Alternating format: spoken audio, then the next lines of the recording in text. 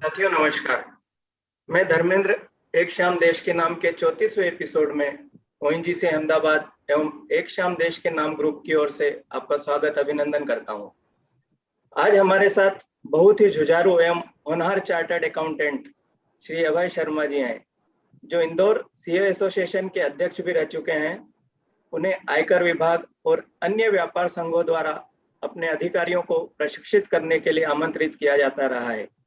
आप देश की प्रमुख पत्रिकाओं और समाचार पत्रों में वित्तीय मामलों पर लिखते रहे हैं। श्री अभय जी, आपका स्वागत अभिनंदन है। धन्यवाद जी। साथ ही मैं आज आमंत्रित करता हूं हमारे संस्था के प्रखर जुझारू व्यक्तित्व श्री जीएस पुरी साहब को, जो आज के कार्यक्रम की मध्यस्थता करेंगे। श्री गुरमिंदर जी, आपका स्वागत है। कृपया आप प्रोग्राम शुरू कीजिए। नमस्कार जी। मैं सर्वप्रथम तो इंदौर के प्रख्यात चार्टर्ड अकाउंटेंट अभय शर्मा जी का इस मंच पे बहुत बहुत स्वागत करता हूँ। खुशामदीद। आपको हम अपने बीच में पाके हम सबको बहुत अच्छा लग रहा है और मैं उम्मीद करता हूँ कि आपकी जब बातचीत होगी वैल्यू लेके साथ में जाएंगे, क्योंकि मेरा ये मानना है कि जब भी हम कोई वार्ता सुनते हैं तो अगर कुछ उसमें से वैल्यू रिसीव करके जाएं तो तभी उस वार्ता को सुनने का लाभ है। अगर ऐसे ही बैठे रहें और टाइम पास करने के लिए आधा घंटा 1 घंटा लगा दें तो कोई सेंस नहीं है। तो वैसे हमारा जो मंच है अभय जी, वो सब लोग अभी काफ़ी जागरूक हैं, तो काफ़ी सुनेंगे और वैल्यू ज़रूर हासिल करेंगे। मैं इस मंच अभी आज वाली टॉक का जो है थोड़ा सा ब्रीफ समझा देता हूँ सबको। पहले मैं अभय जी से निवेदन करूंगा कि वे अपनी आज की वार्ता का एक जो समग्र व्यू वो देखते हैं वो बताएंगे। उसके बाद मैं उनके साथ इस सेशन को आगे मॉडरेट करूंगा। और अभय जी का ये कहना है कि वो बहुत ज़्यादा लंबा नहीं बोलेंगे, बहुत क्रिस्प रखेंगे। और उसके बाद जब ये मेरा मॉडरेशन का सेशन ख़त्म हो जाएगा, उसके बाद जो यहाँ पर लोग उपस्थित हैं उनके कोई भी तो उनका वो सहर्ष उत्तर देंगे। तो मैं अब आपके और अभय जी के बीच में से हटता हूं और मैं अभय जी को आमंत्रित करता हूं। आइए सर, आप आज की वार्ता शुरू करें। धन्यवाद पुरी साहब। आदरणीय धर्मेंद्र जी, पुरी साहब, डॉक्टर यशपाल व्यास जी और आज के इस आभासी मंडल में विराजित सभी विदुषीगण, मुझे जो आज कार्य दिया गया है भारतीय अर्थव्यवस्था और खासतौर से कोविड के पश्चात भारतीय अर्थव्यवस्था पर अपने विचार रखने के लिए, तो कुछ 3-4 पॉइंट में मैं अपनी बात को रखूंगा कि सब भारतीय अर्थव्यवस्था क्या है, आर्थिक संकट क्या है और भारत सहित विश्व की सारी सरकारें किन किन बिंदुओं पर आर्थिक संकट के समय कार्य करती हैं। उस कार्य करने के दौरान क्या क्या बिंदु ऐसे होते हैं जिन पर सरकार विचार नहीं कर पाती, जो कि विचार करना जरूरी होता है, यानी परेशानी कहाँ है और इस परेशानी का असर कहाँ होता है। और सबसे आखिरी में इस परेशानी के दौर में आम जनता का, समाज के विदुषी जनों का कहाँ पर रोल होता है, उनके क्या क्या कर्तव्य होते हैं। तो साहब, सबसे पहले हम समझें कि जैसा कि हम सब जानते हैं कि भारतीय अर्थव्यवस्था कृषि आधारित अर्थव्यवस्था है, ऐसा हम सुनते आए हैं। लेकिन अभी कृषि आधारित अर्थव्यवस्था के साथ साथ भारत की जो अर्थव्यवस्था है वो मिडिल क्लास और लोअर मिडिल क्लास पर भी निर्भर करती है। इसीलिए वैश्विक स्तर पर भारत की जो अर्थव्यवस्था है उसे मिडिल इनकम ग्रुप अर्थव्यवस्था भी कहा जाता है। कोविड-19 का जो आर्थिक संकट आया, उस आर्थिक संकट के समय और आर्थिक संकट के बाद और उसके बाद जो वेव दूसरी आई, इस दौरान जो भी सरकार ने और सरकारों ने जो अपने प्रयास किए हैं उसमें मुख्यतः 2 बिंदुओं पर विचार किया गया। पहला विचार वह वर्ग है जो कि सबसे कमजोर आबादी वाला होता है, जिसमें मजदूर वर्ग, किसान, दैनिक कमाने वाले लोग, रोजगार के लिए गांवों से शहरों की ओर पलायन करने वाले लोग और छोटा मोटा व्यवसाय करने वाले लोग, इस प्रकार से के लोग आते हैं जिन्हें हम लोअर मिडिल क्लास या लोअर इनकम ग्रुप में रखते हैं। दूसरा वर्ग वह है जिस पर सरकारों ने ध्यान दिया है, वह है अर्थव्यवस्था का दूसरा और सबसे मजबूत स्तंभ, जिसे हम मैन्युफैक्चरिंग सेक्टर या बिजनेस सेक्टर कहते हैं। इसके अंदर पूंजीगत वस्तुओं का उत्पाद और गैर पूंजीगत वस्तुओं का उत्पाद और उनका व्यवसाय करने वाले लोग आते हैं। तो मोटा मोटा इन दोनों पहलुओं पर, इन दोनों सेक्टर्स पर जो भी राहत पैकेजेस आज तक क्या हैं, सरकार के जो प्रयास हुए हैं वह यहाँ तक जाकर ठहर गए हैं। इसके आगे सरकार नहीं जा पाई है। अलग अलग सरकारी पैकेज, राहत पैकेज सरकारों ने दिए। भारत की सरकार ने लोअर मिडिल ग्रुप के लिए भी 1.71 लाख करोड़ का एक राहत पैकेज दिया। अमेरिका की बात करें तो 30 करोड़ लोगों के लिए $2 ट्रिलियन यानी करीब 1.51 लाख करोड़ का राहत पैकेज, वो भी कुल 30 लाख की आबादी के लिए, 30 करोड़ की आबादी के लिए। यानी कि यह जो पैकेज है ये भारत के टोटल बजट का 5 गुना है। इतना पैकेज अभी तक दे चुकी है। मैन्युफैक्चरिंग सेक्टर के लिए अभी कोई विशेष सेकंड वेव में पैकेज नहीं आया जिसकी हम उम्मीद की जा रही है। अब यह तो हमने बात करी एक छोटे से समराइज वे में कि सरकारें आर्थिक संकट के समय क्या क्या करती हैं, कहां पर ध्यान केंद्रित करती हैं, लेकिन मेरे हिसाब से 2 बिंदु ऐसे हैं जहां पर सरकार को ध्यान देने की आवश्यकता है। पहला सबसे बड़ा बिंदु मिडिल क्लास। मिडिल क्लास चर्चा का विषय इसलिए भी होता है कि मिडिल क्लास किसी भी राहत पैकेज के समय भुला सा दिया जाता है। अर्थव्यवस्था के किसी भी संकट के बीच सबसे अधिक कमजोर होने वाला कोई सेक्टर है, वह है मिडिल क्लास। सरकार के द्वारा जो भी राहत पैकेज जारी किए जाते हैं उसमें मिडिल क्लास शामिल नहीं हो पाता है, और मिडिल क्लास इस पूरे दौरान मिडिल क्लास से लोअर मिडिल क्लास की तरफ ट्रेवल करता हुआ दिखता है। IMF ने भी अपनी रिपोर्ट में यह जिक्र करा है कि भारतीय मिडिल क्लास सिकुड़ रहा है। यह वह क्लास होता है जो 25,000, 30,000, 40,000 रुपए प्रति माह कमाने वाला होता है, और जब राहत पैकेज की बात आती है तो यह इस तक वह पैकेज नहीं पहुंच पाता है, चाहे वह सामग्री की बात हो या अन्य चीजों की।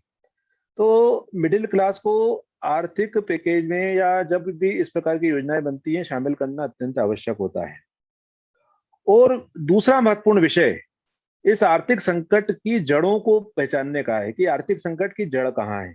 क्या इस आर्थिक संकट की जड़ हम कोविड-19 को मान लें कि सब कोविड-19 के कारण हुए लॉकडाउन, और लॉकडाउन के कारण जितना भी जो व्यापार व्यवसाय बंद हुआ, उद्योग धंधे बंद हुए, उसके कारण ये आर्थिक संकट आया है? क्या हम यह मान लें, या जो इस कोविड के पहले 2 सालों तक निम्नतम स्तर, लगातार 2 सालों तक भारत की अर्थव्यवस्था निम्नतम स्तर पे थी, वहां से ही यह मंदी अभी तक चली आ रही है, और जो कि आर्थिक संकट का मूल है, हम यह माने? तो मेरा ऐसा मानना है कि जब तक हम किसी भी परेशानी की जड़ को नहीं समझेंगे, परेशानी के मूल तक नहीं जाएंगे, तब तक उस परेशानी का हल नहीं निकाल पाएंगे।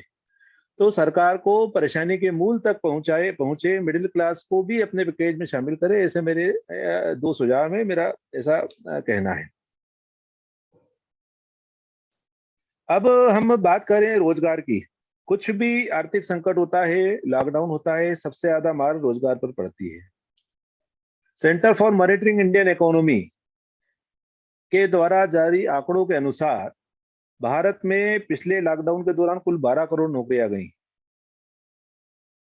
टोटल यहाँ की जो रोजगार आबादी थी भारत की, वह 40.4 करोड़ थी, जो कि इस लॉकडाउन के बाद घटकर 28.5 करोड़ हो चुकी है। तो रोजगार बढ़ाने पर विशेष ध्यान देना होगा, क्योंकि यदि रोजगार नहीं होगा, भारत की रोजगार आबादी घटती जाएगी, तो सिर्फ पैकेज पर, आर्थिक पैकेज के भरोसे इस इकोनॉमी को रहने नहीं दिया जा सकता है। WHO की हम माने तो अभी और ज्यादा इसका भयावह रूप आने वाला है, लेकिन WHO के कितने आंकड़े अभी तक सत्य साबित हुए हैं, या सब हम सभी के सामने है, इसलिए इस विषय पर ज्यादा चर्चा करने की आवश्यकता मैं समझता नहीं हूँ। रोजगार बढ़ाने के लिए एक इकोनॉमिक्स का बेसिक रूल होता है कि जो अनौपचारिक क्षेत्र होता है वह सबसे ज्यादा रोजगार देने वाला क्षेत्र होता है, जिसे हम असंगठित क्षेत्र भी बोलते हैं। और यह असंगठित क्षेत्र तभी पनपता है जबकि संगठित क्षेत्र में या औपचारिक क्षेत्र का विकास हो। तो एक समग्र विकास की बात करनी होगी। समग्र विकास जब होगा तब तक औपचारिक और अनौपचारिक दोनों ही क्षेत्र बढ़ेंगे और रोजगार की संभावनाओं के अवसर पैदा होंगे। पिछला लॉकडाउन हमने देखा पिछले लॉकडाउन के दौरान हमने आर्थिक संकट भी देखा, लेकिन जैसे ही यह लॉकडाउन पूरा हुआ, बाजार में वी शेप रिकवरी देखी गई। बाजार पुनः जीवित हुआ। बाजार के करीब करीब सारे सेक्टर्स अपने उच्चतम स्तर पर पहुंचे। इसलिए हमें यह विश्वास रखना होगा, हमें यह संबल रखना होगा कि भारत के बाजार में बहुत अधिक संभावनाएं हैं। भारत एक असीम संभावनाओं वाला देश है। यहाँ प्रतिभाओं की कमी नहीं है। दूसरी लहर के बाद भी हम पुनः बाउंस बैक होंगे, ऐसा हमें विश्वास रखना होगा, क्योंकि विश्व की आर्थिक महाशक्ति बनने से हमें कोई नहीं रोक सकता। और ऐसा सिर्फ मेरा कहना नहीं है, विश्व के अनेक देशों का कहना है। क्या क्या करना होंगे? सिर्फ मार्केट में कॉन्फिडेंस डेवलप करने की आवश्यकता है। जो भी इकोनॉमिक पॉलिसी बने वह सस्टेनेबल हो, वह पहले प्रिडिक्टेबल हो, लॉन्ग टर्म की बने। मार्केट में निवेश बढ़ाने की आवश्यकता है। मार्केट की क्षमता के उच्चतम इस्तेमाल की आवश्यकता है। वैश्विक बाजार की में मौजूदगी में, चूंकि पूरा बाजार एक वैश्विक बाजार है, इसमें हमारी इकोनॉमी को स्टेबल रखने की आवश्यकता है, हमारी पॉलिसीज को स्टेबल रखने की आवश्यकता है। हम और कुछ आंकड़ों पर विश्वास ना करें। वर्ल्ड बैंक के ही हम रिपोर्ट देख लें। वर्ष 2020-21 में भारत में $86 अरब का विदेशी निवेश आया है। इसका मतलब यहाँ सीधा सा है कि भारत असीम संभावना वाला देश पूरे विश्व के लिए है। जैसा कि हमने देखा, लॉकडाउन में मोबिलिटी कम होती है। मोबिलिटी से जैसे ही मोबिलिटी कम होती है, जीडीपी कम होती है। पिछले लॉकडाउन से इस लॉकडाउन को हम या हर व्यक्ति कंपेयर कर रहा है, पर एक छोटा सा अंतर है। पिछले लॉकडाउन में पूर्णतः मोबिलिटी कम हो गई थी, खत्म सी हो गई थी, लेकिन इस बार उतनी मोबिलिटी कम नहीं हुई है। बेसिक उद्योग धंधे चालू हैं। जो भी रोजमर्रा का सामान है वह सभी को उपलब्ध हो रहा है। इसलिए जो पिछले लॉकडाउन के दुष्प्रभाव थे, उस स्तर तक के दुष्प्रभाव इस लॉकडाउन में नहीं मिलेंगे, ऐसा मेरा पूर्ण विश्वास है। अलग अलग बातें मुझे करना है। सब विषय बहुत सारे हैं, पर मुझे जैसा पुरी साहब ने निर्देशित किया है कि इसको थोड़ा सा इंटरएक्टिव सेशन बनाएं, तो मेरा निवेदन है पुरी साहब से कि आप अपने क्वेश्चन आंसर शुरू करें। बाकी जो भी कुछ मुझे ऐसा लगेगा तो मैं उसमें एडिशन कर दूंगा।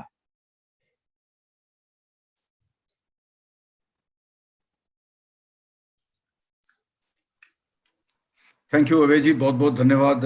आपने जो इसका एक ओवरव्यू रखा समग्र रूप से, और जिस तरह से आपने हिंदुस्तान की क्षमताओं के ऊपर जो है अपना विश्वास मजबूत दिखाया, और वो हम सबके लिए बहुत ही उत्साहवर्धक है, एनकरेजिंग है।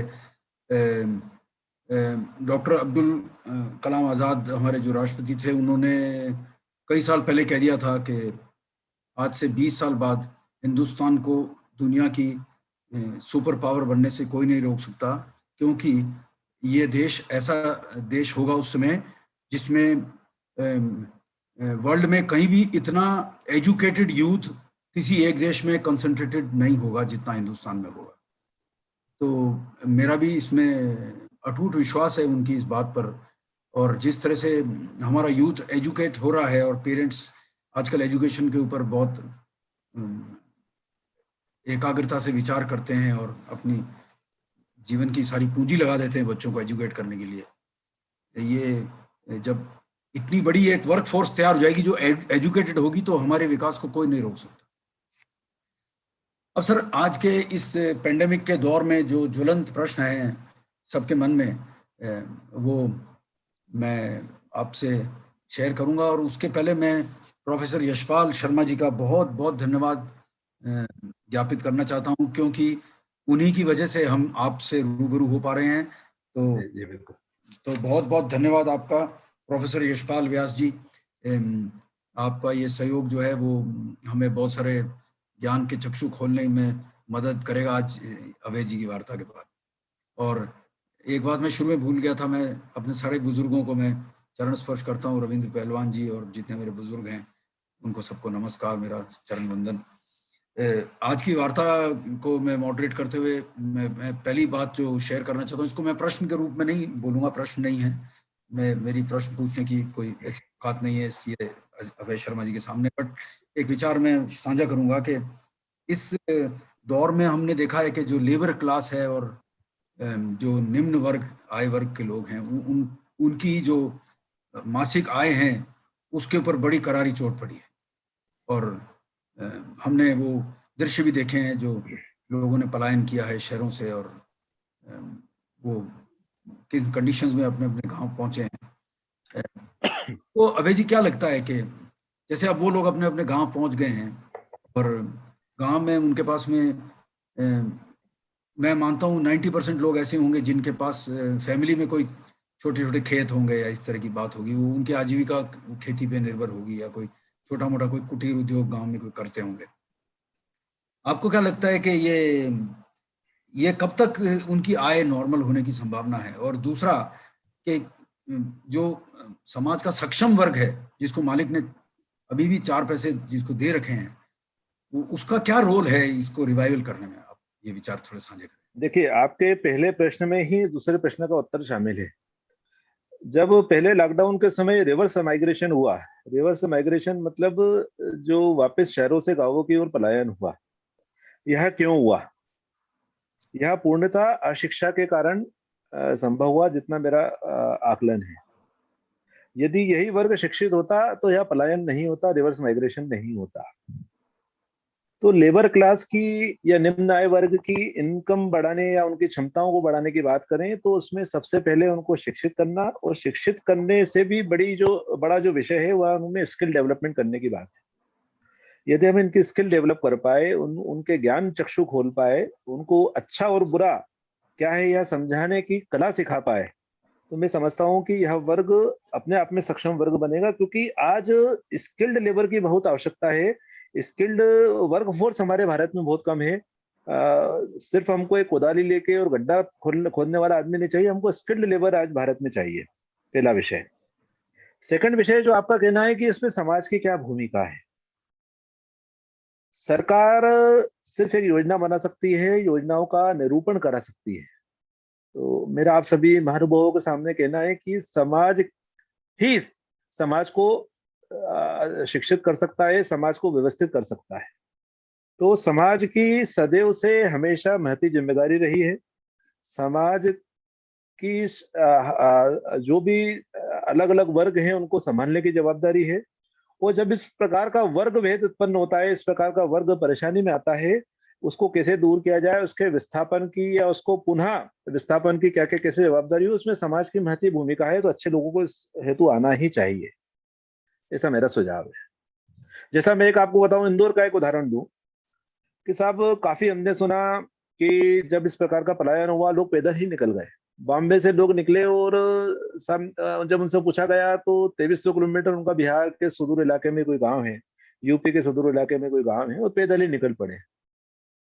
इंडिया में हाईएस्ट इंदौर की पेरीफेरी में सबसे ज्यादा लंगर, और उनको जिनके पास स्लीपर नहीं है उनको स्लीपर देने की व्यवस्था, और समाज सेवियों ने अपने अपनी गाड़ियां तक लगवा दी कि उनको अपनी गाड़ियों से दूसरे डेस्टिनेशन तक पहुंचाने की। तो यह समाज की जवाबदारी है, और समाज इस जवाबदारी को पूरा करता आया है, ऐसा उदाहरण भी है। ऐसा मेरा बोल।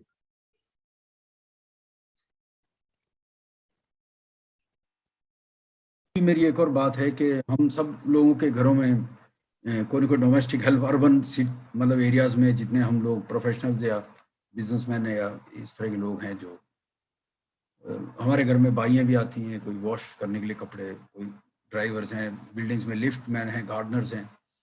इस पीरियड में लॉकडाउन होने की वजह से सब सोसाइटीज़ ने और सब घर वालों ने जो है सोशल डिस्टेंसिंग के नॉर्म्स को फॉलो करने के लिए उनको सबको मना कर दिया कि आप अभी आना बंद कर दीजिए। और आपको मालूम है कि उन लोगों की तो आय का वही साधन था। तो कुछ लोग इसमें ऐसे भी हैं जिन्होंने अपने वर्कर्स को ये आश्वासन शुरू पहले दिन ही दे दिया कि आप किसी किस्म की चिंता मत करना, आपकी सैलरी चालू रहेगी। और मैं ऐसे सब लोगों का बहुत बहुत वेलकम करता हूँ और बहुत उनका मैं इस्तेमाल करता हूँ और उनको जिंदाबाद बोलता हूँ। पर कुछ लोग ऐसे भी हैं जिनको मजबूरन नो वर्क नो पे के सिद्धांत के अनुसार ये डिसीजन लेना पड़ा, क्योंकि उनकी खुद की इनकम्स भी अफेक्ट हुई हैं। तो इस बारे में आपका क्या ओपिनियन है? क्या इसका क्या मतलब हल निकल सकता है? प्रैक्टिकल बात करें हम। देखिए, प्रैक्टिकल बात की शुरुआत तो यहाँ से होना चाहिए कि 100% प्रोफेशनलिज्म की तरह इस वर्ग को हमको देखना होगा। यह वर्ग भी प्रोफेशनल है, यह वर्ग भी हमारा पार्टनर है। हमारा जो दैनंदिनी की क्रियाएं हैं, यदि यह वर्ग नहीं होता तो हम उसको इतने अच्छे से नहीं कर पाते। यदि हमने इनको अपने जीवन चक्र में पार्टनर मान लिया, इनकी भूमिका को अच्छे से समझ लिया, तो मैं समझता हूं कि सारे प्रश्नों का उत्तर हमको मिल जाएगा। तो जैसा आपने दो विषय रखे कि एक ऐसा वर्ग जो सक्षम था और उसने पहले से ही बोल दिया कि साहब आप चिंता मत करना, दूसरा वर्ग जो सक्षम होते हुए भी जिन्होंने मना कर दिया, और एक और वर्ग ऐसा है जिसकी जो खुद ही असक्षम था, खुद ही परेशानी में था, उसके कारण उन्होंने मना करा। तो साहब जब हम इनको, यदि हम पार्टनर मानेंगे, जब हम इनको अपने दैनंदिन के क्रियाकलापों में भागीदार मानेंगे, तो निश्चित रूप से इनको साथ रखने की प्रवृत्ति आएगी। और जब इनको साथ रखने की प्रवृत्ति आएगी, तो यदि हम एक रोटी खाएंगे तो इनको 1/4 रोटी इनको भी देंगे। और यही प्रवृत्ति हमको इस समाज में स्थापित करनी है, यही हमारा सबसे बड़ा रोल होना चाहिए। बिल्कुल सही कह रहे हैं आप सर। सह अस्तित्व का जो सिद्धांत है कि क्या, मैं एक बड़ा ब्लंट प्रश्न पूछता हूं, क्या उनके बिना हमारा गुजारा है? बिल्कुल नहीं है। मैंने यही बोला कि उनको जब तक हम अपने जीवन चक्र में, दैनंदिनी में हम उनको भागीदार नहीं मानेंगे, उनका इम्पोर्टेंस नहीं समझेंगे, तब तक हम उनके बारे में सोच नहीं सकते हैं। जी, मतलब एक सिंपल मैं आपको बात बताता हूँ कि जो मैंने भी एक्सपीरियंस करी है, आप में से कई लोगों ने एक्सपीरियंस करी होगी, कि हम मान लो ऑफिस से शाम को घर आए हैं काम करके, और इस दौरान अगर हमारे घर में काम करने वाली बाई गृहिणी को मना कर गई कि मैडम मैं कल से सो एंड सो कारण है मैं नहीं आऊंगी, तो आप जब घर पहुंचते हैं तो घर में एक लिटरली एक वॉर छिड़ी होती है कि घर कैसे चलेगा। तो सबसे पहले पानी का गिलास भी नहीं पूछा जाता, सबसे पहले ये न्यूज फोड़ी जाती है कि भाई हमारी बाई काम छोड़ गई है कल से। हम उनके बिना हम एग्जिस्ट नहीं कर सकते हैं, हमको उनको अपने परिवार का हिस्सा मानना पड़ेगा। आपने बोला है कि हम एक रोटी खाएंगे, उनको 1/4 रोटी देंगे। मैं आगे बढ़ के एक बात कहना चाहूंगा, अगर हमारे पास 4 रोटी हैं तो हम 2 रोटी हम खाएंगे, 2 रोटी उनको देंगे। यस बिल्कुल सही। हमको खुद कुछ सेक्रीफाइस करना पड़ेगा तो करेंगे। सह अस्तित्व का सिद्धांत यही सिखाता है। यस 100%। अब सर एक जो बड़ा कंट्रोवर्शियल इशू है कि सारी दुनिया में ये माना जा रहा है कि वुहान से ये चालू हुआ था, और इसमें एक बहुत बड़ा प्रश्न जो है, प्रश्न चिन्ह लगा हुआ है चाइना के ऊपर। आज के पेपर में भी अमेरिका के प्रेसिडेंट बाइडेन ने एक, जिस दिन उन्होंने अपना चार्ज लिया था, उन्होंने अपने ऑफिशियल्स को बोला था कि I want a full report on this. तो उन्होंने, सीक्रेट सर्विसेज ने उस पर काम करना चालू किया है, वो कुछ दिनों में रिपोर्ट पेश करेंगे।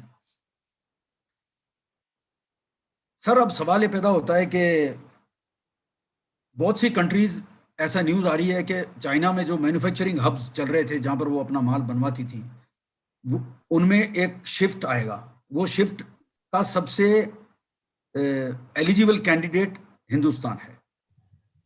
आपके इस बारे में क्या व्यूज हैं? क्या हिंदुस्तान में आपको लगता है कि आउटसोर्सिंग और मैन्युफैक्चरिंग का काम जो दूसरी कंट्रीज चाइना से करवा रही थी, क्या हम उनके लिए एक वायबल ऑल्टरनेटिव ऑप्शन हैं?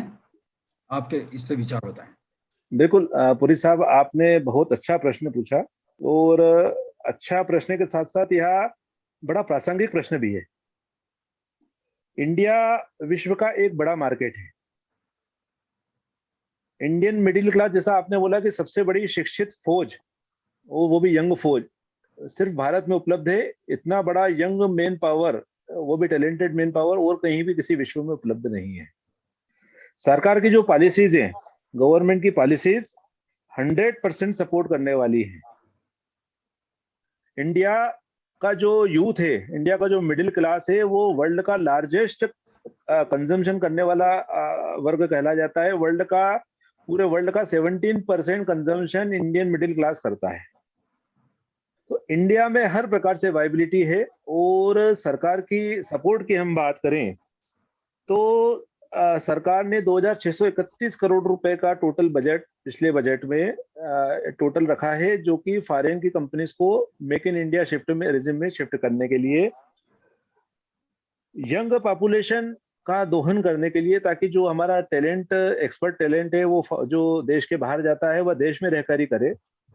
और जो यहाँ मैन्युफैक्चरिंग कंपनीज, भारत जो जॉब वर्क बाहर कराता था वह मेक इन इंडिया रिजिम में ही भारत में ही हो, ताकि यहीं के लोगों को यहीं रोजगार मिले। इवन हम फॉरेन के कंट्रीज के बाहर के लोगों को रोजगार देने में सफल हो पाए। तो भारत एक बहुत बड़ी इमर्जिंग इकोनॉमी है, यहाँ पे भारत में संभावनाएं बहुत हैं। और जैसा जैसा चीन से मोह भंग हो रहा है, विश्व में एकमात्र विकल्प के रूप में भारत उपलब्ध है। और मैं समझता हूं कि अगले आने वाले 2 साल, 3 साल या 5 साल में भारत इस सेक्टर में, जॉब वर्क सेक्टर में नंबर 1 बन जाएगा। सर, इसी से जुड़ा एक और बिंदु है मेरे मन में कि हम पिछले कई सालों से सुन रहे हैं कि हिंदुस्तान को चीन में निर्मित सामान की खपत नहीं करनी चाहिए, उसका बहिष्कार करना चाहिए।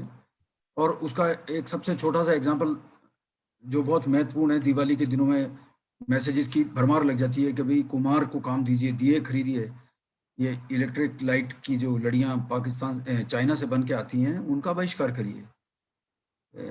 सर, मेरे को एक चीज बताइए कि आपके दिमाग में इसका कोई डाटा या कोई इसका कोई विस्तार है क्या, कि अगर डोमेस्टिक खपत हम रोक भी देते हैं, मान लो मेरे अंदर बड़ी तेज भावना आ जाती है कि मेरे को हिंदुस्तान की बनी हुई चीज खरीदनी है, सुषमा जी में आ जाती है, रविंद्र जी में आ जाती है, समाज के मान लो 20, 30, 40% लोगों में आ जाती है, तो मैं सोचता हूँ वो भी बहुत है। पर क्या हमारी इंडस्ट्री जो पूरी तरह से चाइनीज रॉ मटेरियल पे आधारित है, उन पे आश्रित है लिटरली, उसका करंट एग्जांपल आपने को देखने को मिलेगा कि जितने हिंदुस्तान में भी कॉन्सेंट्रेटर बन रहे हैं, ऑक्सीजन कॉन्सेंट्रेटर, उनके अंदर 99% जो रॉ मटेरियल है, जो इनपुट्स है, वो सारे चाइना से इंपोर्ट किए जा रहे हैं। इवन यूरोपियन कंट्रीज में चाइना से इंपोर्ट किए जा रहे हैं।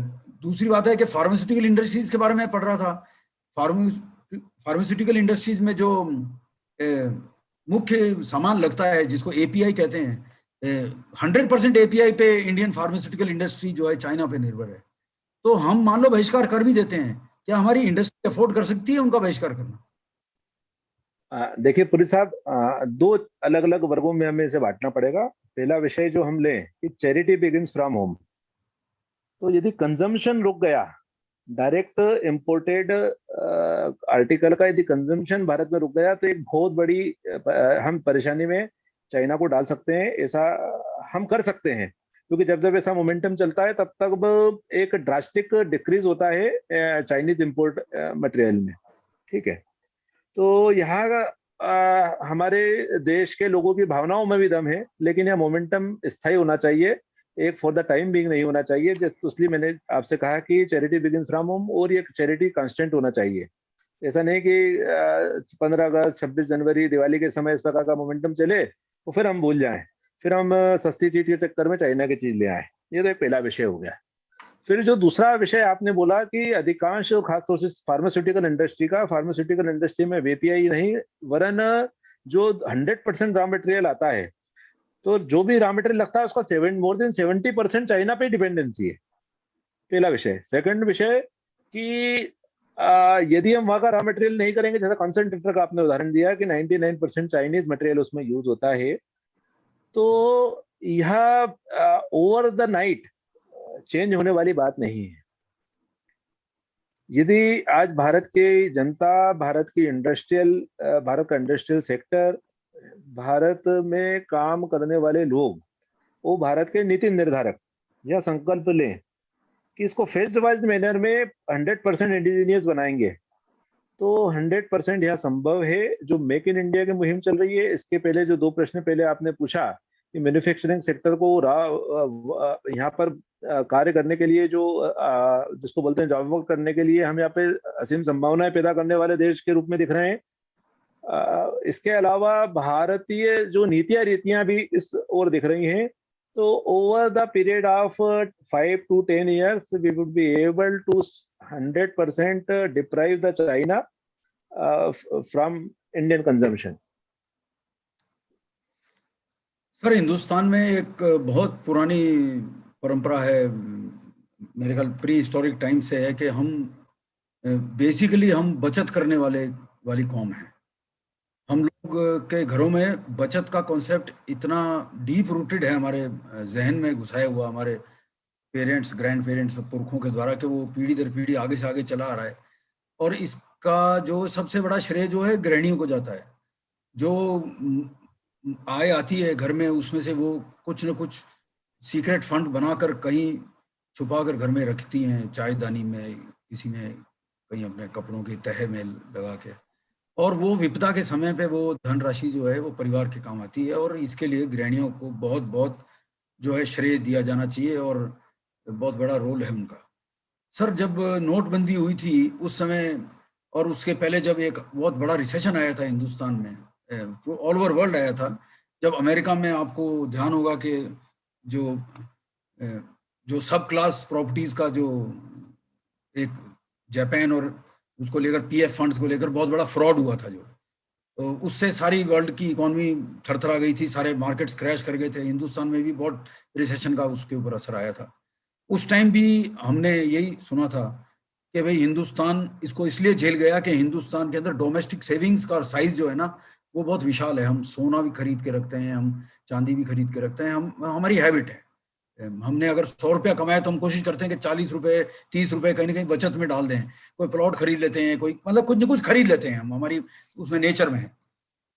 इस पैंडेमिक में मैं सोचता था कि भाई ये जो डोमेस्टिक सेविंग्स का जो कोष है ये काम आएगा, और मेरे को लग रहा है शायद अभी तक हम जो सरवाइव कर रहे हैं वो उनके दम पे कर रहे हैं। पर मेरे को एक डर है कि अगर आने वाले समय में ये पैंडेमिक 1 साल 2 साल और खिंच गया तो आपको क्या लगता है कि ये कोष समाप्त हो जाएंगे या इन कोषों में अभी भी दम है? देखिए पुरी साहब, दुनिया के दो देश हैं, तो खास तौर से ये भी हमारे साउथ ईस्ट एशिया के ही दो बड़े देश हैं, भारत और चाइना, इंडिया और चाइना। इसमें बचत की आदत अनादिकाल से प्रचलित है, चाहे वह धन की बचत हो कि अनाज की बचत हो। तो आज भी हमारे यहाँ जो साल भर का अनाज भरने की परंपरा है वह भी एक बचत की आदत का ही एक स्वरूप है। लेकिन इस बचत की आदत से हम जो पाश्चात्य सभ्यता का अनुसरण करते हुए कहीं ना कहीं दूर होते जा रहे थे। हमें हायर एंड फायर इस प्रकार की जो आज कमाया है आज मजे कर लें और बचाने की जरूरत नहीं है। खासतौर से जो लोन संस्कृति ने इसमें हमारा बड़ा कुठाराघात करा है। पुराने जमाने में एक विषय होता था कि आदमी जीवन भर कमाता था फिर मकान बनाता था। अब पहले मकान लेता है फिर जीवन भर कमा के उसको चुकाता है। तो मैं इसके प्रोज और कॉन्स में नहीं जा रहा हूँ, पर यह बात पक्की है कि बचत की आदत ने ही इस हिंदुस्तान की संस्कृति को अभी तक जिंदा कर रखा है, इस हिंदुस्तान को बचा के रखा है। और हमें पुनः अपने रूट्स तक जाना होगा, पुनः बचत तक जाना होगा। तो बचत तो हमको अपनाना ही होगी, नहीं तो जिसके पास में ऐसा पुराना क्वेश्चन नहीं है, बचत का क्वेश्चन नहीं है, उसे सरवाइव करने में काफी दिक्कत आएगी। दूसरा जो आपका क्वेश्चन है कि यदि पेंडेमिक लंबा खिंच गया, लॉकडाउन लंबा खिंच गया, उस दौरान इस पुरानी बचत का, क्योंकि एक टंकी भरी है, उस कोष में से कितना निकालते जाएंगे, खत्म तो होगा ही सही। तो मेरा ऐसा सोचना है कि कोई भी पेंडेमिक, कोई भी इस प्रकार का लॉकडाउन हार्डली 45 से 50 दिन से ज्यादा का नहीं हो सकता है। ऐसा पूरे विश्व के हमें अलग अलग उदाहरण है। हाईएस्ट लॉकडाउन 84 या 90 डेज का भी सिर्फ हमने पेरिस में, मतलब यूके में देखा, पेरिस और वेस्टर्न कंट्रीज में देखा, और इसके बाद पुनः मार्केट खुलता है। तो हमको बचत की आदत को कांस्टेंट फॉलो करना होगा। इसके अलावा जो बचत के साथ में बचत का इंग्रेडिएंट पार्ट्स होता है, हमको इंश्योरेंस का भी आदत हमारे साथ में रखना होगी, क्योंकि कुछ भी कंटिजेंसी होती है उस टाइम हमारी इंश्योरेंस नीड काम आती है। तो हमारी जो इंश्योरेंस नीड है, जो बीमे की आवश्यकता है, उसको हमको अपमोस्ट प्रायोरिटी पर रखना होगा। बीइंग चार्टर्ड अकाउंटेंट, मैं अपने सारे क्लाइंट्स से को बार बार कहता हूँ, रिपीटेटिव एडवाइस देता हूँ कि चाहे हम एक रोटी कम खाएं, 3 बीमे हमको अवश्य लेना चाहिए। पहला बीमा टर्म इंश्योरेंस, हमें एक सब्सटेंशियल अमाउंट हमारे बाद में मिल जाए, क्योंकि टर्म इंश्योरेंस कराना किसको चाहिए? की पर्सन को कराना चाहिए, जो घर का अर्निंग मेंबर है उसे कराना चाहिए। और यदि उसके साथ कुछ मिस हैपनिंग हो जाती है तो जो मंथली इनकम के रूप में उसे एक्यूमुलेटेड अमाउंट मिलेगा उसका ब्याज उतना होना चाहिए कि घर वालों को दिक्कत नहीं आए। तो ये आपका साइड हो गया। इन बिटवीन आप यदि कोई लोन लेते हैं तो उस लोन राशि के बरोबर का टर्म इंश्योरेंस और आपको टॉपअप लेना चाहिए। ये तो एक नीड हो गई। सेकंड इंश्योरेंस जो है वो होता है हेल्थ इंश्योरेंस, क्योंकि भारत में हेल्थ में सबसे ज्यादा खर्चा अब लगने लगा है। छोटा मोटा यदि हेल्थ में कंटिजेंसी होती है, आवश्यकता होती है, इमरजेंसी होती है, तो सारी की सारी बचत खत्म हो जाती है, इवन आदमी लोन पे आ जाता है। तो एक हेल्थ में हैंडसम इंश्योरेंस हमारा हो जाए, एक रीजनेबल इंश्योरेंस हो जाए, इसके हमको सुनिश्चित करना चाहिए। और तीसरा महत्वपूर्ण है हाउस होल्ड इंश्योरेंस। तो यदि 3 इंश्योरेंस हम करा लें तो एक बहुत बड़ी कंटिजेंसी को हम इंश्योर करा पाएंगे, और हमेशा जिस चीज का प्रीमियम देने से उसकी रिस्क कवर होती है हमको सबसे पहले कराना चाहिए। तो बचत के साथ साथ हमको इसको भी एसोसिएट करना होगा, ताकि इस प्रकार की कोई भी कंटिजेंसी होती है, मिस हैपनिंग होती है, तो उसमें एक फाइनेंशियल नीड किसी व्यक्ति की पूरी हो सके। सर, एक आखिरी प्रश्न है जो आपके प्रोफेशन से ही जुड़ा हुआ है कि मुझे जानकारी है और कई लोगों को यहाँ जानकारी होगी कि अभी जो इनकम टैक्स के लॉज हैं उसमें एक सेक्शन ऐसा है जिसमें अगर आप अपने बुजुर्ग पेरेंट्स का मेडिकल ट्रीटमेंट करवाते हैं तो उसका आपको एक पर्टिकुलर सेक्शन के अंदर रिबेट मिलता है। तो मैं चाहूँगा कि आप एक तो इस सेक्शन के बारे में थोड़ा सा हमारी सारी इस सभा में लोगों को बताएं। हो सकता है कुछ लोगों को नहीं मालूम हो, ठीक है ना। इसके 2 फायदे हैं। एक तो आपने बता दिया कि एक इंसेंटिव मिलेगा तो हम वो पैसा उन पे खर्च करेंगे जो हमारा दायित्व नैतिक भी है और न्याय संगत भी है, प्रकृति के नियम के साथ वो साथ साथ चलने वाली बात है। हमारे माता पिता का इलाज हम नहीं कराएंगे तो कौन करवाएगा। दूसरी बात यह है कि इसमें स्कोप बहुत कम है, सिर्फ पेरेंट्स का अलाउड है अभी तक। तो क्या आपकी जो टैक्स प्रैक्टिशनर्स की जो एसोसिएशंस हैं या आपकी कोई बॉडीज़ हैं, आपका जब सरकार के साथ में इंटरेक्शन होता है, क्या आप उनको इस तरह का कोई सुझाव दे सकेंगे कि इसके स्कोप को बड़ा किया जाए? नंबर 1, इसमें दूसरे रिलेटिव्स भी शामिल किए जाएं।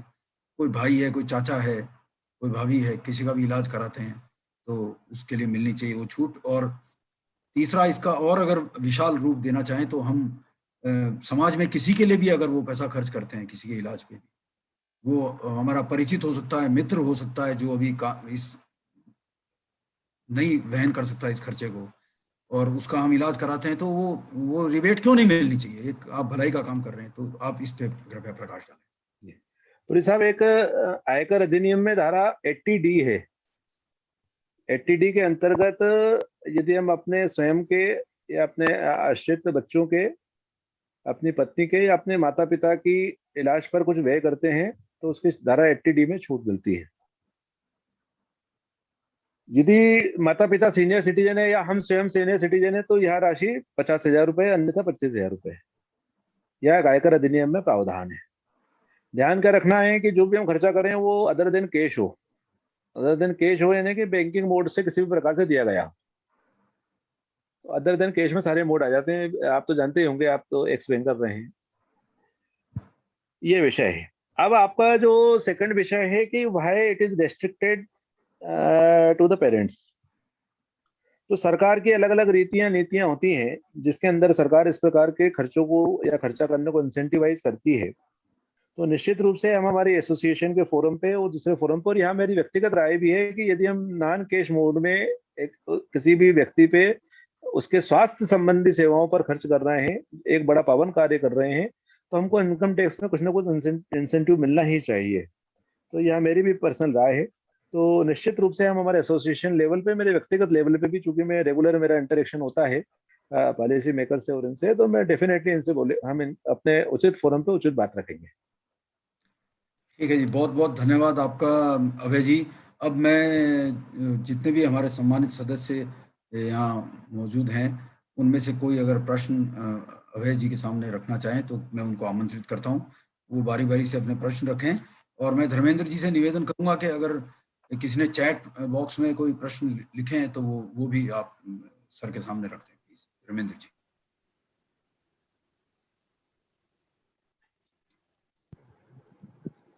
बहुत बहुत धन्यवाद श्री अभय शर्मा जी, आपका उद्बोधन बहुत ही अच्छा सरल भाषा में सबको समझने वाला जैसा था। मैं आपसे ये पूछना चाहती हूँ कि जो समस्याएं हमको पहली और दूसरी वेव में आई हैं, तीसरी वेव अगर आती है, भगवान न करे आए, पर अगर आती है तो आप उसमें क्या सुझाव देंगे कि लोअर सोशियो इकोनॉमिक ग्रुप और मिडिल सोशियो इकोनॉमिक ग्रुप को त्रास नहीं हो? आपका बड़ा एप्रोप्रिएट क्वेश्चन आया मैडम इसमें। मैं बिल्कुल आपको बताना चाहूंगा, सरकार के विभिन्न, चूंकि मैं एक हमारे संघ के लेवल पे यहाँ पे कोविड सेंटर भी चला रहे हैं और उसमें हम 108 बेड का कोविड सेंटर है, उसमें हम यहाँ भी देख रहे हैं कि क्या क्या परेशानियां खासतौर से गरीब व्यक्तियों को, मिडिल और लोअर कैटेगरी को आती है।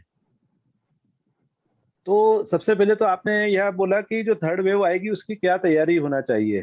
तो सरकार के स्तर पर और व्यक्तिगत स्तर पर भी हमको यह सुनिश्चित करना होगा कि थर्ड वेव में, जो कि ऐसा प्रेडिक्ट किया जा रहा है कि यह बच्चों पे ज्यादा घातक रहेगी, तो उससे निपटने के लिए क्या क्या संसाधन, इंफ्रास्ट्रक्चर होना चाहिए।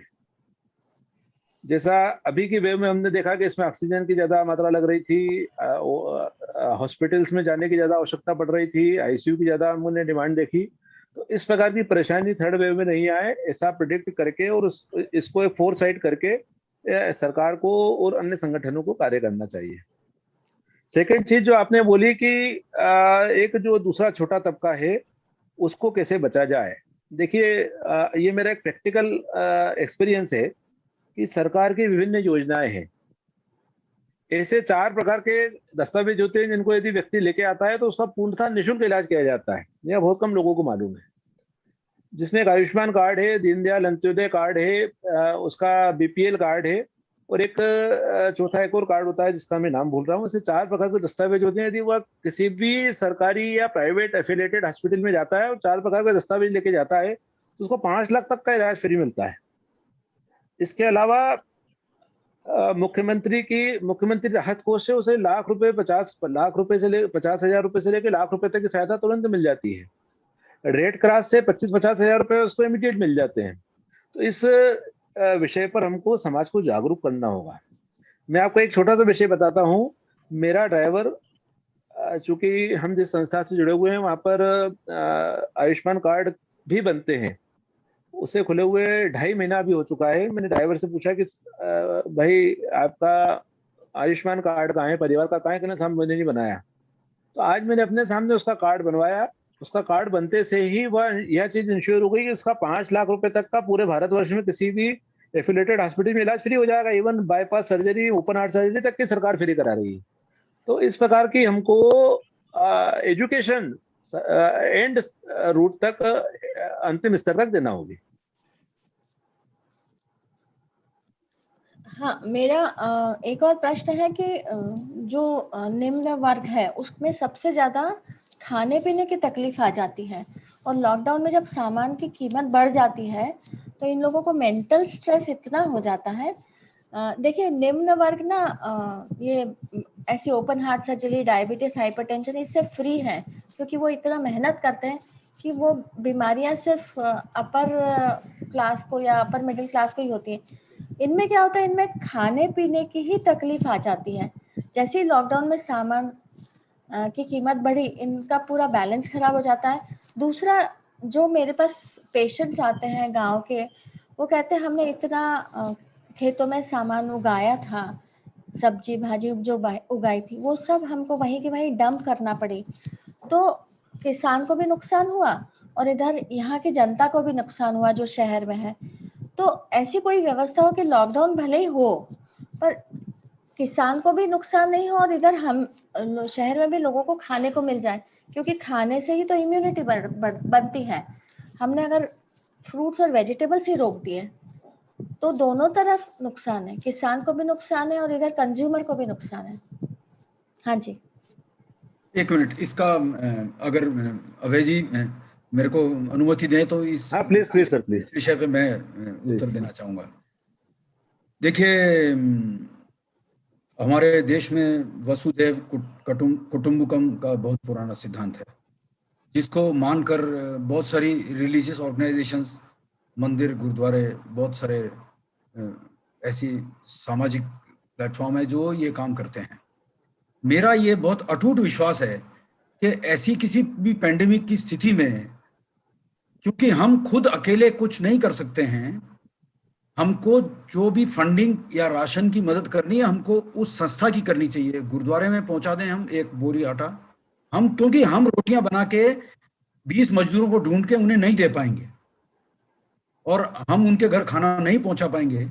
अगर ये एक कम्युनिटी किचन का कॉन्सेप्ट है, जो कम्युनिटी किचन ही है, गुरुद्वारों में जो लंगर लगते हैं या मंदिरों में या माता के मंदिर में लंगर लगते हैं, वो कम्युनिटी किचन है।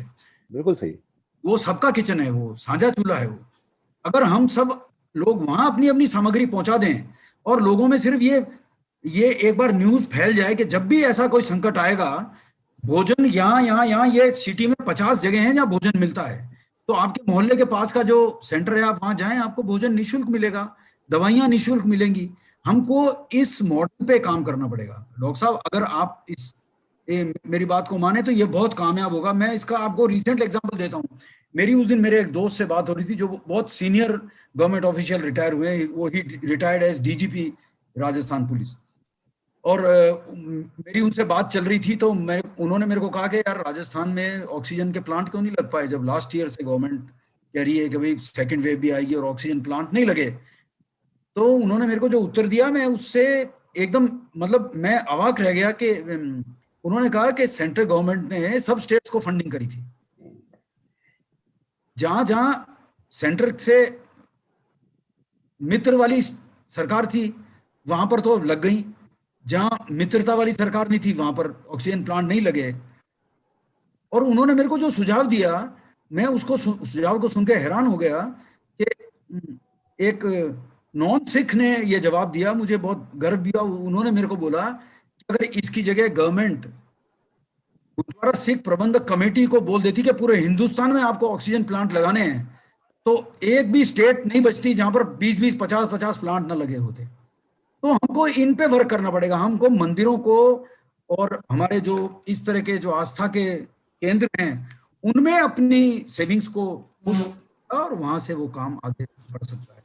और हमको ये वसुधैव कुटुंबकम का जो सिद्धांत है वो इसी रूप में लागू करना पड़ेगा। हमारे पास बची हुई दवाइयां हम वहां दे आए, हमारे पास बचे हुए कपड़े हम वहां दे आए, हमारे पास नए कपड़े हम वहां दे आए। हमें मालिक ने बहुत कुछ दिया है, हमें नए कपड़े नहीं पहनेंगे कुछ नहीं बिगड़ेगा, पर वो बच्चों को कपड़े मिल जाएंगे जो गरीब आदमी को, तो उसको बहुत मदद मिलेगी। तो मेरे ख्याल से सुषमा जी, आपका मैंने प्रश्न का उत्तर दिया है और इसको काम बहुत बढ़िया तरीके से, बहुत बढ़िया। और भी जो कोई बोलना चाहते हैं तो प्लीज। मैं बोलना चाहता हूँ, व्यास जी व्यास अभय भाई, बहुत बहुत धन्यवाद आपको हमारे बीच में आने के लिए। और बहुत सारी बातें बड़ी अच्छी हुई हैं, कई जहन में प्रश्न उठते रहे हैं, वर्ल्ड इकोनॉमी को लेके निकलते हैं, देश की ताजा स्थिति को लेके निकलते हैं, बहुत सारी चीजें होती रहती हैं। मैं आपसे सिर्फ 2 बातें पूछना चाहता हूँ। एक तो पहली बात तो ये कि हम हमेशा ये सुनते आए हैं, हालांकि उस विषय पर हम चर्चा कर चुके हैं, लेकिन हमेशा ये सुनते आए हैं कि भाई खूब उपभोग करो और खूब सारा कमाओ तो देश की अर्थव्यवस्था अच्छा चलेगी, सबको खूब सारा रोजगार मिलेगा और देश माला माल हो जाएगा। एक कंसेप्ट अर्थशास्त्र का ये है। और दूसरा जो कंसेप्ट है, जिसको हम दूसरा स्टेज कहते हैं, जिस पे हम चर्चा कर रहे थे कि शायद हम अभी तक भारत में इसीलिए जीतते आए हैं कि हमने अपने पैसे को भी बचाया, अपने अनाज को बचाया, अपने मूल्यों को बचाया। तो अब कोविड के बाद हमको क्या करना चाहिए? हमारी आर्थिक गतिविधियां, हमारा आर्थिक व्यवहार कोविड के बाद या कोविड के समय में हमें क्या अब अपने पुराने उन्हीं मूल्यों के साथ चलते हुए आगे बढ़ना चाहिए तो हमारी इकोनॉमी आगे बढ़ पाएगी दुनिया के अंदर, या हमें फिर जो नए विचार जिसपे वर्ल्ड इकोनॉमी काम करती है कि खूब सारा कंजम्पशन कीजिए, खूब सारी चीजें कीजिए, क्या करना चाहिए? आप इस प्रश्न का जवाब दें। फिर एक छोटा सा प्रश्न जो हम सबसे संबंधित है वो मैं आपसे पूछना चाहूंगा, प्लीज। जी, तो पहले तो डॉक्टर यशपाल व्यास जी, आपका बहुत बहुत धन्यवाद कि आपने मुझे यहाँ इन सभी विदुषियों के समक्ष अपनी बात कहने का मौका दिया। तो देखिए क्या है, कोई भी विचार परफेक्ट नहीं है, कोई भी विचार अंतिम नहीं है। हमें सभी विचारों के बीच, सभी आइडियोलॉजी के बीच बैलेंसिंग करने की आवश्यकता है, क्योंकि हमारे पुराणों में भी कहा गया है अति सर्वत्र वर्जित। यदि हमने कंजम्पशन छोड़ दिया और सिर्फ बचत की आदतों के पीछे लग गए तो वह भी गलत है, और यदि बचत पूरी बंद करके उपभोग करने में लग गए वह भी गलत है। तो इसलिए हमको एक बैलेंसिंग वे हमको अपनाना पड़ेगा, ताकि बाजार भी चलता रहे और हमारी कंटिजेंसी के लिए एक रीजनेबल अमाउंट भी बचत के रूप में हमारा एक फंड इकट्ठा होता रहे। तो मेरा ऐसा मानना है कि दोनों ही विचार सही हैं, वो दोनों को ही हमें फॉलो करना चाहिए, फिर सिर्फ जरूरत है एक बैलेंसिंग की। अब एक प्रश्न जो हम सबसे जुड़ा हुआ है आज की तारीख में, और शायद हम सब लोगों के मन में हर रोज उठ रहा है। रोज हम जब अखबार उठा के देखते हैं तो पेट्रोल हमें छलांग लगाता हुआ दिखता है। दुनिया में हमें नहीं पता पेट्रोल के क्या हाल है, लेकिन मैं ऐसा मान के चलता हूं कि पूरी दुनिया में अभी सारी दुनिया का चक्का जाम है। पेट्रोल का कंजम्पशन उतना नहीं है। डिमांड और सप्लाई वाला अगर हम नियम देखें तो पेट्रोल की प्राइसेस कम होना चाहिए।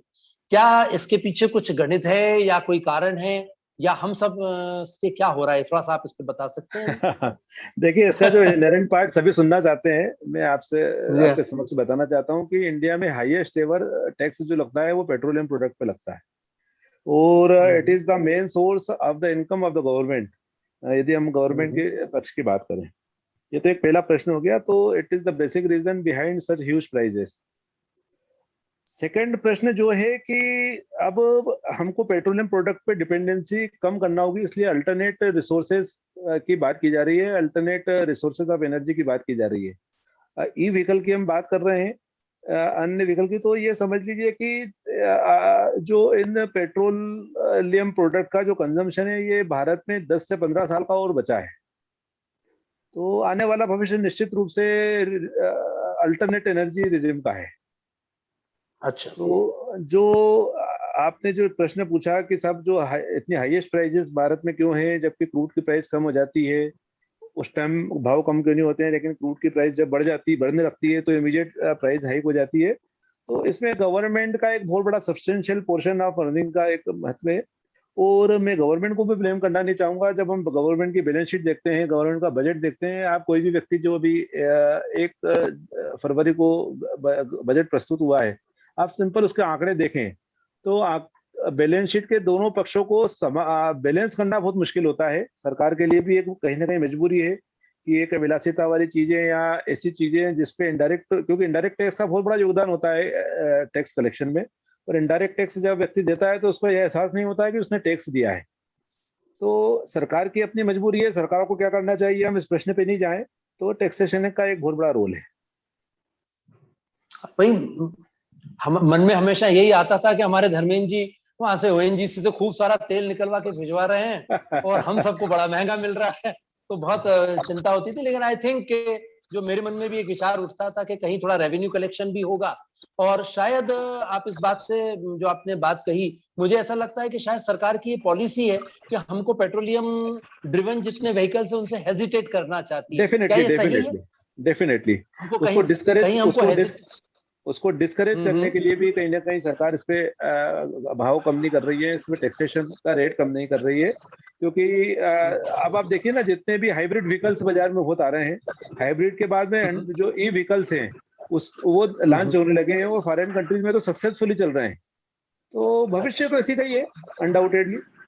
पुरी साहब बैंकर हैं, पुरी साहब बताएंगे कि जो बैंकर्स हैं वो अब नई टेक्नोलॉजी में ही फाइनेंस कर रहे हैं, पुरानी टेक्नोलॉजी को वो डिस्करेज करते हैं। बैंकों में एक इंटरनल पॉलिसी होती है किस सेक्टर में फाइनेंस करना, किस में नहीं करना। पुरी साहब, पूरा मार्केट ही, थैंक यू वेरी मच, पूरा मार्केट ही टेक्नोलॉजी ड्रिवन हो गया है Abhay ji. Yes, not only banking, everywhere the technology is driving the growth.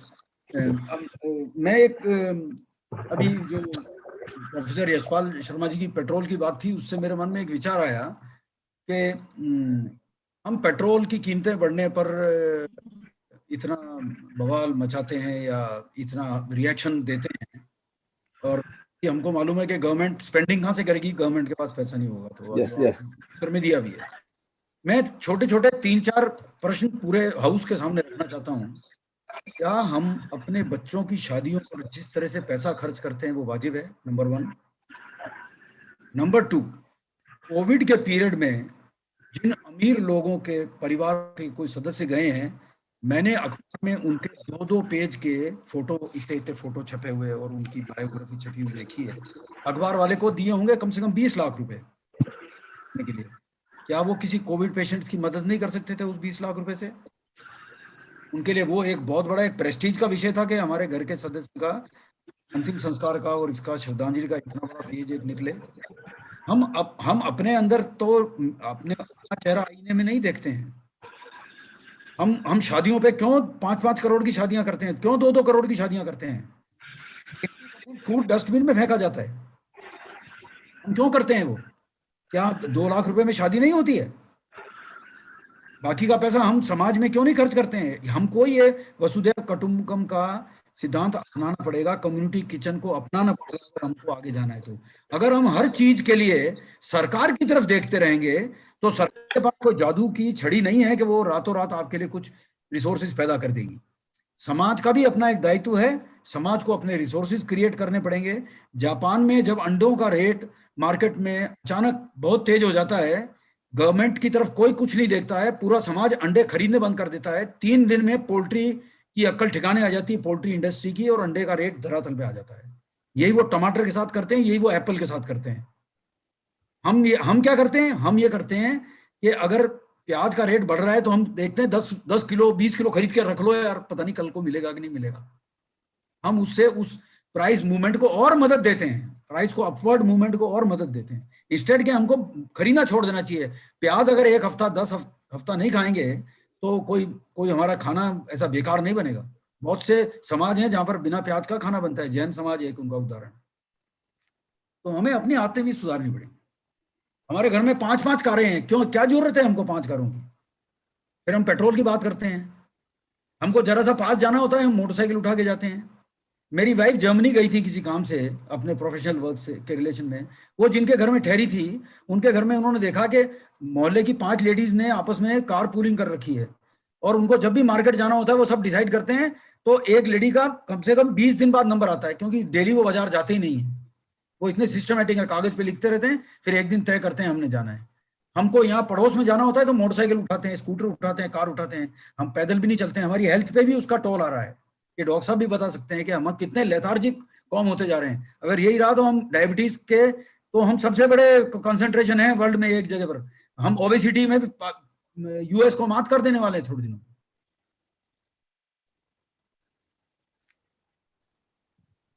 क्या रहे तो किसी ने वोकेशनल ट्रेनिंग के बारे में कोई प्रश्न पूछा भाई जी, उनका उत्तर जी एक सवाल इसमें है, can you suggest some sectors where maximum employment can be generated in the pandemic so as to support low middle income groups? Sir ऐसा कोई सा हम सेक्टर कैसे देखें जिसके अंदर जो मैं आपका प्रश्न समझ पा रहा हूँ कि जो कि पेंडेमिक के टाइम सर्वाधिक रोजगार देने वाला क्षेत्र हो, राइट, है ना? तो पेंडेमिक के दौरान सर्वाधिक रोजगार देने वाले क्षेत्र वही हो सकते हैं जिसमें मशीनरी का कम उपयोग हो और मेन स्किल का ज्यादा उपयोग हो। तो हमको इस प्रकार के सेक्टर्स देखना होंगे, और इस प्रकार के सेक्टर्स भी हमको देखना होंगे जो जिसका कंजम्पशन इमीडिएट होता हो और जो कि रिकरिंग डिमांड वाले सेक्टर्स हो। तो इनको सेक्टर्स को लिस्टेड तो ऐसा नहीं किया जा सकता है, लेकिन उनको सरकार को या सामाजिक संगठनों को इस बात पे विचार करना होगा कि जो भी ड्यूरिंग दैट पेंडेमिक कंजम्पशन हो रहा है वह कंजम्पशन लोकल मार्केट के द्वारा ही उस कंजम्पशन की सप्लाई हो। मेरा ऐसा विचार है। क्वेश्चन है, वोकेशनल ट्रेनिंग के बारे में बात करना चाहते हैं वो कि वोकेशनल ट्रेनिंग सेंटर्स कुछ खोले जाएं जिससे लोगों को जो हायर एजुकेशन अफोर्ड नहीं कर पा रहे हैं वो वहां पर अपनी ट्रेनिंग या पढ़ाई कर सकें। देखिए, वोकेशनल ट्रेनिंग के बारे में मैंने बोला भी था कि भारत में सबसे ज्यादा आवश्यकता स्किल डेवलपमेंट की है। सरकार का खुद का एक स्किल डेवलपमेंट डिपार्टमेंट है, वो सरकार, राज्य सरकारों के द्वारा और केंद्र सरकार स्वयं इस बारे में अलग अलग विभिन्न सेक्टर पे अलग अलग मोर्चों पर योजनाएं लेकर आती है। तो निश्चित रूप से वोकेशनल ट्रेनिंग की बहुत ज्यादा आवश्यकता है। हमारे यहाँ पे व्यक्ति भले से इंजीनियर नहीं बन पाए लेकिन वह एक अच्छा प्लम्बर बन सकता है, अच्छा इलेक्ट्रिशियन बन सकता है, यदि वो मैकेनिकल इंजीनियर नहीं भी बन पाए तो भी एक अच्छा मिस्त्री बन सकता है। तो अच्छा मिस्त्री वही बनेगा जो कि वोकेशनली ट्रेंड होगा। तो इस क्षेत्र में बहुत ज्यादा काम करने की आवश्यकता है, और यदि हम समाज के इस वर्ग की स्किल डेवलप कर पाए तो एक बहुत अच्छा ट्रेंड वर्कफोर्स हम तैयार कर पाएंगे।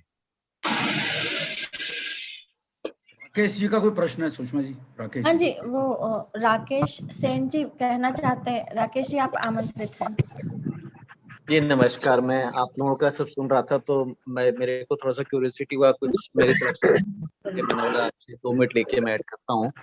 हालांकि काफी चीजें कवर हो गई हैं, बट मेरे तरफ से 2 चीजें थी। एक क्वेश्चन आया था कि पेट्रोल डीजल के दाम बढ़ रहे हैं जबकि क्रूड ऑयल का प्राइस कम हो रहा है, तो हमारे यहाँ दाम क्यों नहीं कम हो रहे हैं?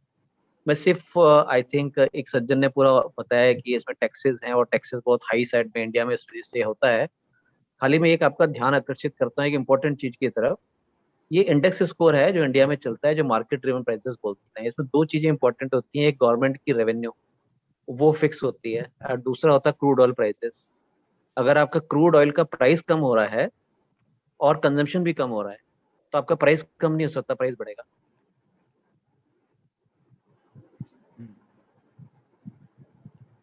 नेट का इश्यू आ गया है। नेट अटक गया इनका। जो आज पेंडेमिक में हो रहा है कि क्रूड ऑयल का प्राइस कम हो रहा है, कि जितने संपन्न लोग हैं, जितने संपन्न लोग हैं उनको कोशिश करनी चाहिए इसका कंजम्पशन बढ़ाने की, क्योंकि इससे 2 बेनिफिट होते हैं। जितना कंजम्पशन बढ़ाएंगे उतना ये फ्यूल का प्राइस कम होगा, फ्यूल का प्राइस कम होगा, लॉजिस्टिक का प्राइस कम होगा, लॉजिस्टिक का प्राइस कम होगा तो जितनी भी कमोडिटी होती है इनकी प्राइसेस कम होगी, जो नीचे तबके लोगों को बेनिफिट करेगी।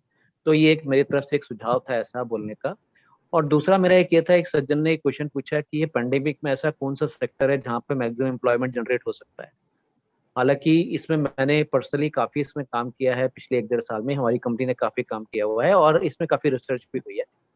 ये बड़ा क्लियरली निकल के आया हुआ है कि इंडिया एक बहुत बड़ा मैन्युफैक्चरिंग हब नहीं है। हम कितने भी कोशिश कर लें, रातों रात ऐसा बहुत ज्यादा कुछ नहीं हो सकता है। और ये क्वेश्चन जो है ये आज की स्थिति के लिए है कि इमीडिएट क्या हो सकता है। एक बहुत अच्छी चीज निकल के आई हुई है कि यहाँ पे हमारे एग्रीकल्चर सेक्टर बहुत बड़ा सेक्टर है, ट्रेडर सेक्टर बहुत बड़ा सेक्टर है, लेकिन बीच में एक बहुत बड़ी चीज है लॉजिस्टिक, जो आज की डेट में मिसिंग है, स्पेशली पेंडेमिक।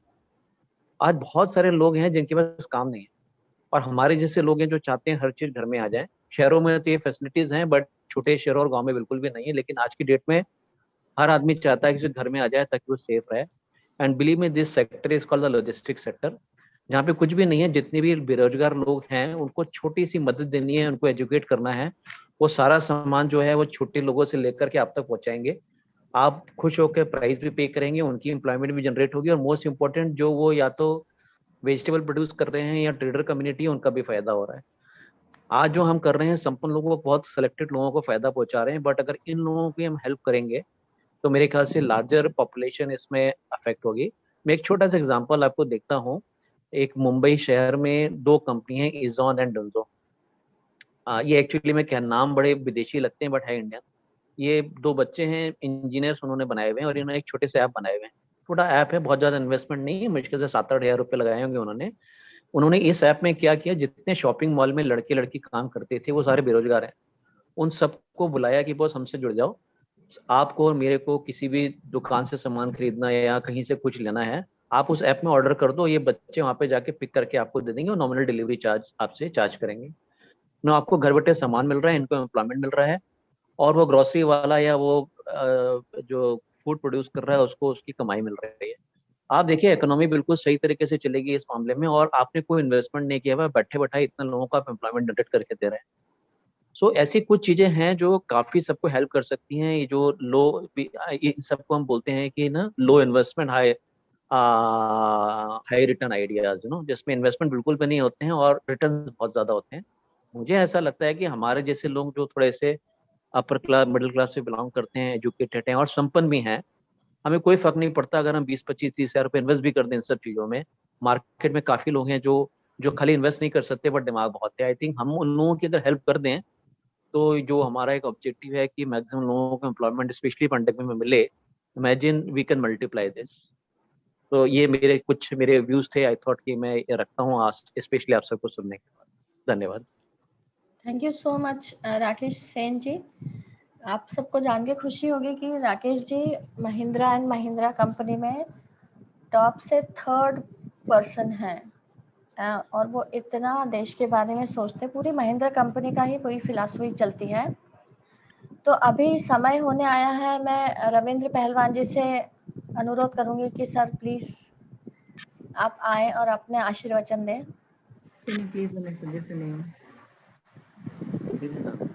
नमस्कार। आज के वक्ता महोदय ने इस ग्रुप के लिए एक नई विषय के ऊपर बहुत ही एथेंटिक जानकारियां दी हैं और हमारे ज्ञान के अंदर वृद्धि की है। मैं अपने आप को बहुत ही लाभान्वित महसूस कर रहा हूं और उनके वक्तव्य की, उनके जो ज्ञान है उसकी प्रशंसा करता हूं। ओम शांति। Thank you so much. मैं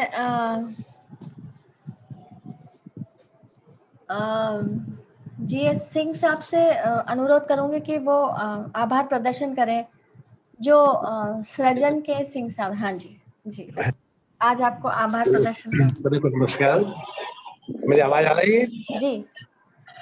मेरा एक वैसे तो प्रश्न कई उठते थे, लेकिन मेरे मन में जो दो अब तक जो आपसी वार्ता विचार विमर्श हुआ है, उसमें मेरा पहला प्रश्न है, संशय है, प्रश्न नहीं कह सकते, प्रश्न मैं अपने आप से कर रहा हूँ, जो इसमें सलाह लेना चाहता हूँ। अल्प बचत, मेरा अपना ख्याल है, जो मैं देख रहा हूँ, प्रैक्टिकली सोच रहा हूँ और आंखों से देख रहा हूँ कि अल्प बचत में बहुत बड़ी चीज बाधक बनी है हमारे बैंकों द्वारा कम ब्याज पर दिया जाने वाला ब्याज जो है लोन। आज बाइक के शोरूम में, आप कार के शोरूम में ये हालत हो गई, जहां पर मैं रह रहा हूँ, जो आदमी साइकिल अफोर्ड नहीं कर सकता है वो बाइक खरीद रहा है, जो आदमी बाइक नहीं अफोर्ड कर सकता वो कार खरीद रहा है, स्टेटस सिंबल बन गया है। हर शोरूम में आप जाइए, हर बैंक के, खासतौर से आईसीआई या एक्सिस बैंक, एचडीएफसी बैंक, उन्होंने अपने ऑफिस खोल रखे हैं लोन देने के लिए। अल्प बचत जब हम हर महीने हम किस्त देंगे जिसकी कि हमें आवश्यकता नहीं है, हम चलते साइकिल से रखे मोटरसाइकिल है, लेकिन उसकी किस्त हमें देनी है, तो हम अल्प बचत कैसे कर सकते हैं? दूसरा, पहला तो ये प्रश्न मेरा है, जिसमें मैं जहां पर आरटीओ ऑफिस में एक साल में 6,000 7,000 गाड़ियों के रजिस्ट्रेशन होते थे, जिस छोटे शहर में जहां मैं रह रहा हूँ, वहां पे 5 साल में 40,000 व्हीकल के रजिस्ट्रेशन हो रहे हैं। कैसे हो रहे हैं? आप देखिए, पूरे मोहल्ले में हर दरवाजे कार खड़ी है, उसको अपनी किस्त देनी है महीने की, लेकिन गाड़ी केवल स्टार्ट करता है बैटरी चार्ज करने के लिए, लेकिन लोन तो देना है उसे, लोन की किस्त देनी है उसको। तो हमारी इन बैंकों ने इतने कम ब्याज पर लोन बांट करके भी हमें बहुत बड़ा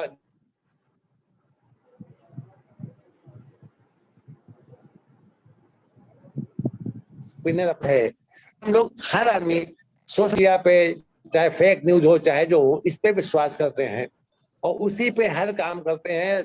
हर आदमी ये सोच रहा है कि मेरा संवैधानिक अधिकार तो है, मौलिक अधिकार तो है, लेकिन मौलिक कर्तव्य नहीं है, न इसके लिए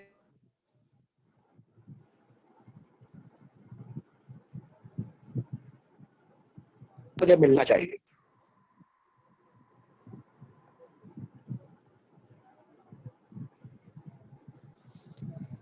शायद नेट का इशू आ रहा है। देखिए जी, उसमें सिंह साहब एक बड़ी सीधी सी बात है, अगर लोन्स पे इंटरेस्ट कम है तो सेविंग्स पे भी इंटरेस्ट कम है, एफडी पे भी इंटरेस्ट कम मिल रहा है। तो आप अगर अल्प बचत की बात भी करते हैं कोई, तो आज की तारीख में अल्प बचत करके अगर बैंक आपको 3.5 या 4% ब्याज दे रहा है, या 4.5% ब्याज दे रहा है मैक्सिमम, उससे ऊपर ब्याज ही नहीं है, तो आप कौन सी सेविंग कर लेंगे? और उसकी कोई रियल वैल्यू है उस सेविंग की? तो इससे ज्यादा तो इन्फ्लेशन इंडेक्स है उसमें, तो वो उस तरह की सेविंग का कोई मतलब ही नहीं रह गया है।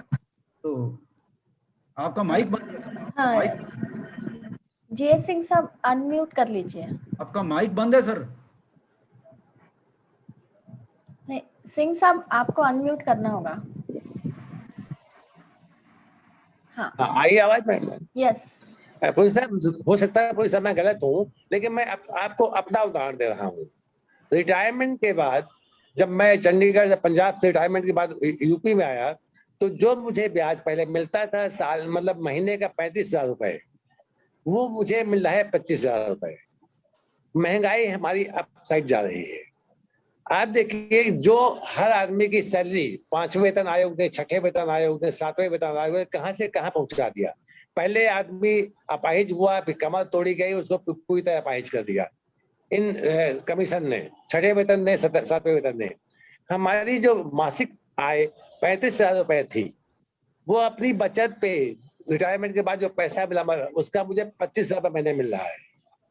आय हो गई। सर मैं इसको कट शॉर्ट करता हूं सर, समय की थोड़ी सीमा है। मैं समझ गया आपकी बात को। मैं आपको एक छोटा सा उदाहरण देता हूं। जब कंट्रीज डेवलपिंग स्टेज में होती हैं और जब वो अपने कदम डेवलप्ड स्टेज की तरफ बढ़ा रही होती हैं, डेवलप्ड कंट्री की तरफ, तो ये इंटरेस्ट रेट रिजीम हमेशा नीचे आता है।